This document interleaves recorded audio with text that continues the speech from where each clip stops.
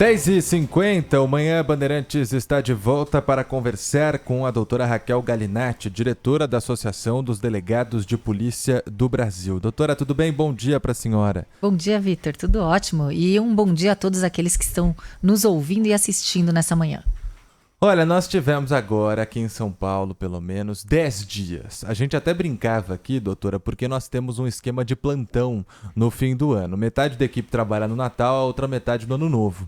Quando a gente folga, são 7 dias. Os presos têm 10. Olha que coisa linda. E não é porque a gente tem pouca folga, é porque eles ficam fora dos presídios por muito tempo. E aí tem um detalhe assustador disso tudo. 1.566 simplesmente não voltaram. Dá pra gente ter mais controle em relação a isso? O que precisa mudar nessa lei da saidinha temporária, se é que não precisa acabar? Qual é o intuito na lei de execução penal do Instituto, do benefício das saidinhas? E as saidinhas, elas estão ali previstas de forma coincidente a datas festivas, a festividades como o Dia dos Pais, Dia das Mães, em épocas de Natal e Ano Novo. São 5 saidinhas por ano, com período de até 7 dias.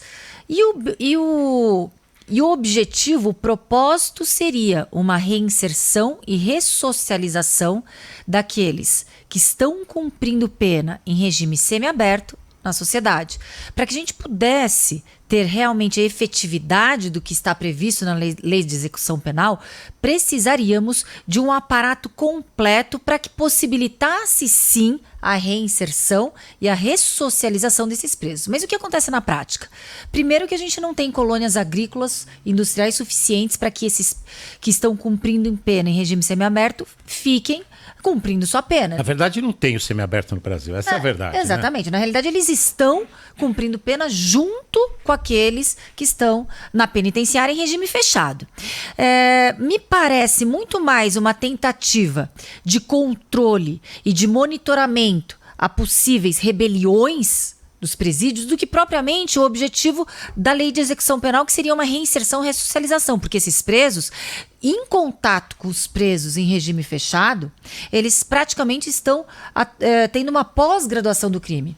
E eles têm contato direto com outros presos. Quando eles saem nesses benefícios, muitas vezes a gente sabe que a sociedade ela fica amedrontada e acuada. Pior, a criminalidade piora, isso é dado estatístico comprovado, a criminalidade piora em todos os estados, todas as secretarias de segurança de cada estado, públicas, de cada estado, devem sim reforçar o policiamento ostensivo preventivo, a polícia civil investigativa, para que a população tenha um pouquinho mais de segurança nessas épocas, porque os índices de criminalidade explodem. Então, não está sendo exercida esses benefícios de acordo com o objetivo da lei de execução penal, pelo contrário, está sendo desvirtuado.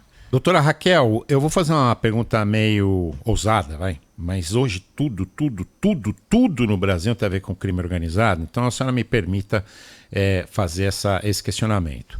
Não é pressão para se manter esse tipo de instituto, o Instituto da Saidinha, não é pressão do crime organizado hoje, não? Sabino, eu percebo que muita pressão vem de ideologias que tendem a dar um excesso de direitos para os bandidos, para os marginais, para os criminosos, em detrimento a uma proteção da sociedade. Não tem como sairmos da pauta que revoltou as polícias do Brasil, que foi a execução a sangue frio, de forma covarde, cruel, pelo marginal, canalha, que tirou a vida de um policial militar no estado de Minas Gerais, e ele estava fazendo jus a uma saidinha e não tinha retornado à penitenciária. Este policial militar, um herói da sociedade, ele deixa um filho recém-nascido. E aí a gente percebe ali a ausência de fortalecimento de prerrogativas na atuação da atividade policial. Por quê? Pelas imagens, a partir do momento em que aquele criminoso não responde a uma ordem verbalizada, a um comando verbalizado para que ele entregasse, ele se entregasse, ali os protocolos necessários seriam a neutralização daquela ameaça ativa que estava presente. Mas por uma fração de segundos, aquele policial, ele titubeou na neutralização da ameaça ativa, ocasionando o quê? Medo da punição. Com medo das consequências que estão ali de acordo com a fragilidade das leis no tocante à proteção das prerrogativas da atividade policial. Então, a gente está percebendo uma inversão completa de valores. E aí, se o Lupato me permitir, eu emendo. Claro. E aí vem a tal da audiência de custódia, aí vem a tal da situação da polícia prender e a justiça soltar. E eu repito, não nem responsabilizo 100% a justiça, apesar de vez em quando faltar sensibilidade para o juiz. Mas a questão da lei de execução penal que precisa ser alterada. Pergunto isso para a senhora porque aqui em São Paulo o secretário Guilherme Derrite chegou num evento público a dizer que tem bandido aqui em São Paulo que já foi preso 14 vezes e solto 14 vezes, inclusive em flagrante, pela justiça. Com certeza, alguns implicadores prejudicam a segurança pública da população e da sociedade. E um desses fatores é uma legislação frouxa, fraca, com excesso de direitos para a bandidagem. Isso é fato. Quando a gente percebe que nenhuma pena é cumprida na sua integralidade, nós temos uma benevolência absurda para progressão, regime de progressão de pena, vários benefícios, não só os benefícios das saidinhas, mas também os indultos natalinos, a gente tem vários benefícios. E a população lá fica à mercê da criminalidade. Não tem mais como aceitarmos goela abaixo ideologias que colocam os marginais e os criminosos como vítimas da sociedade, porque hoje a sociedade está vitimizada de forma permanente por esses marginais. Doutora, a senhora comentou no comecinho aqui da entrevista que o regime semiaberto está sendo usado de forma completamente equivocada aqui no Brasil. Qual seria a forma correta? Porque, na teoria, é preciso ter uma ação para a ressocialização dos presos. Mas da forma que está, é insustentável. Como que isso poderia melhorar? Qual que é o começo de uma possível solução? O ideário é uma reinserção, uma ressocialização daqueles que estão nos regimes, utilizando também a progressão de regimes, poderem ser gradualmente reinseridos na sociedade. Hoje, de imediato, uma solução seria eliminar esses benefícios de saidinha, temporárias, saidinhas, até uma estruturação para que o sistema pudesse sim exercer políticas públicas que estão previstas na legislação. Caso contrário, a gente só está vendo a sociedade caindo no abismo com a criminalidade cada vez mais ousada, cada vez mais cruel e violenta. E o que seria essa estruturação? Estruturação, primeiro, presídios adequados. Quando a gente fala em colônias agrícolas, colônias industriais, se tivéssemos condições de proporcionar empregos para esses presos que estão tendo que ser reinseridos, ressocializados, reinseridos na sociedade.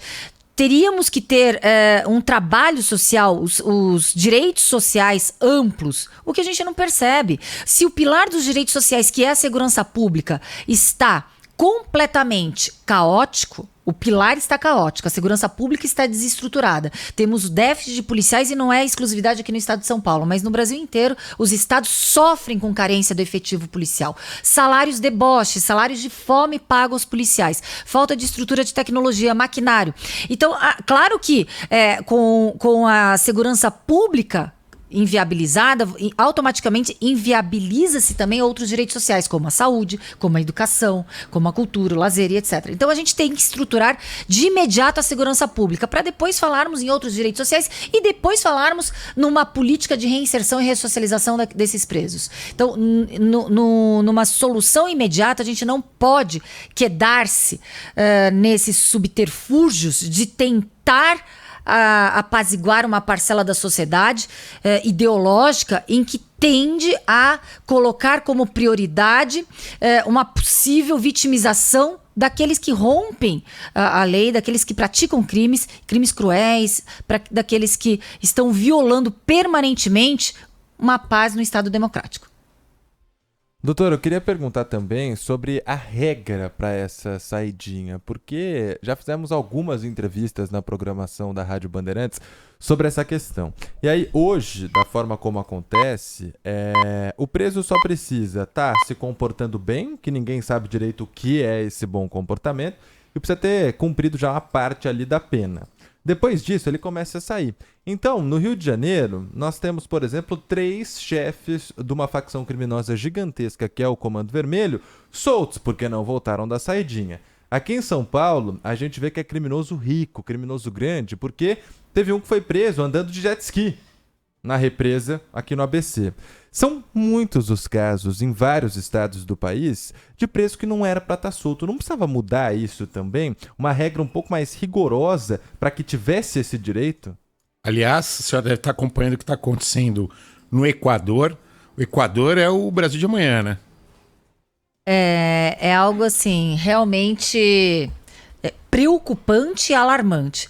Os requisitos, eles são muito genéricos. Os requisitos, um quarto da pena se reincidente, ou aliás, um quarto se não reincidente e um sexto da pena e bom comportamento, ele fica extremamente genérico. Então a gente vê situações bizarras em que aqueles que executaram a sangue frio pais fazem jus a uma saidinha temporária no Dia dos Pais. Aqueles que mataram filhos fazem jus a uma saidinha temporária no Dia das Mães. Então a gente vê situações bizarras em que essa resposta para a sociedade é a não certeza do castigo e a certeza da impunidade. Então a sociedade, olhando aquilo, não acredita mais na punição pelo Estado daquele que praticou crimes tão cruéis, subjugando a sociedade e a população.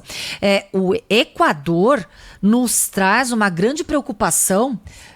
Ontem, quando a gente viu o desrespeito e a violação completamente das instituições de Estado ali.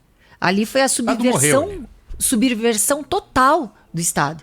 Então, é claro que nós não podemos permitir que limites ultrapassem mais do que já está, porque a gente já está no limite máximo de qualquer elasticidade para com bandidos e criminosos.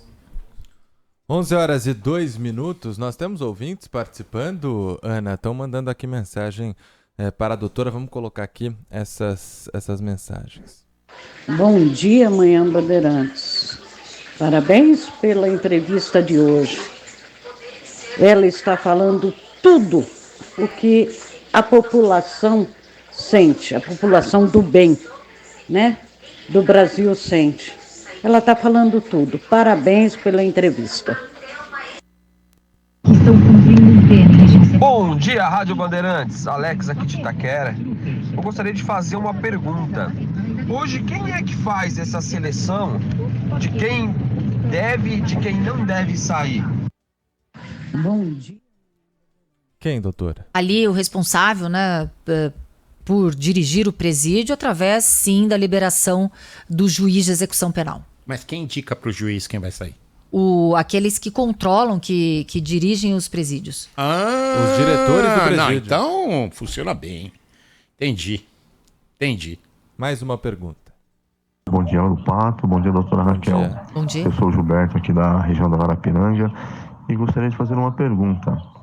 Esse sistema de saidinha, ele sempre tem índices de 95% em média de retorno e 5% de presos que não retornam. Mesmo assim, pode ser considerado um sistema inviável? Um abraço. Olha, em São Paulo, só alguns números, esse ano 4,53% dos presos que saíram não voltaram no fim do ano. Ano passado, 4,44%. E aí, doutora? Com certeza, a partir do momento em que não volta ao presídio, não cumprindo a sua pena e executa a vida de um pai de família, de um herói da sociedade, a gente já viu que já está fadado ao fracasso qualquer tentativa de justificar as saidinhas temporárias. 11h04, eu queria agradecer a doutora Raquel Galinatti, que é diretora da Associação dos Delegados de Polícia do Brasil, que veio aqui gentilmente até o nosso estúdio para tratar desse assunto. Doutora, muito obrigado, um bom 2024 para a senhora e com certeza a gente volta a conversar mais para frente. Obrigado, doutora Raquel. Eu que agradeço e é uma honra participar de um jornalismo tão qualificado, passando informação de verdade para a população e para a sociedade. Muito obrigada, uma honra. 11